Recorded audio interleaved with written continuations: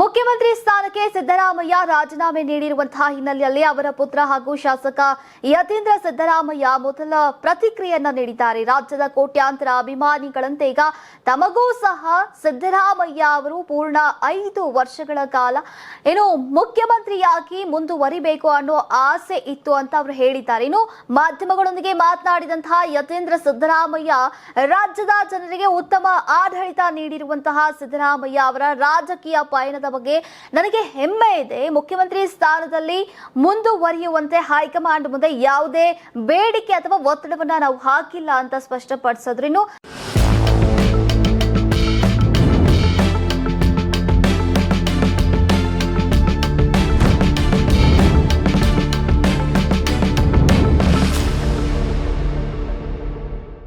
ನನ್ನ ತಂದೆಗೆ ಅಧಿಕಾರದ ಮೇಲೆ ಯಾವುದೇ ಆಸೆ ಇರಲಿಲ್ಲ. ಹೈಕಮಾಂಡ್ ಸೂಚನೆ ನೀಡಿದಂತಹ ಕೂಡಲೇ ಅವರು ಯಾವುದೇ ಹಿಂಜರಿಕೆ ಇಲ್ಲದೆ ರಾಜೀನಾಮೆಯನ್ನ ಸಲ್ಲಿಸಿದ್ದಾರೆ. ಈ ಕುರಿತು ಅವರು ಈ ಹಿಂದೆಯೇ ಹಲವು ಬಾರಿ ಹೇಳಿದ್ರು. ಪಕ್ಷದ ತೀರ್ಮಾನವೇ ಅಂತಿಮ ಅಂತ ನಿಲುವನ್ನ ಅವರು ಸದಾ ಪಾಲಿಸಿದ್ದಾರೆ ಅಂತ ಯತೀಂದ್ರ ಸಿದ್ದರಾಮಯ್ಯ ಅವರು ಹೇಳಿದ್ದಾರೆ.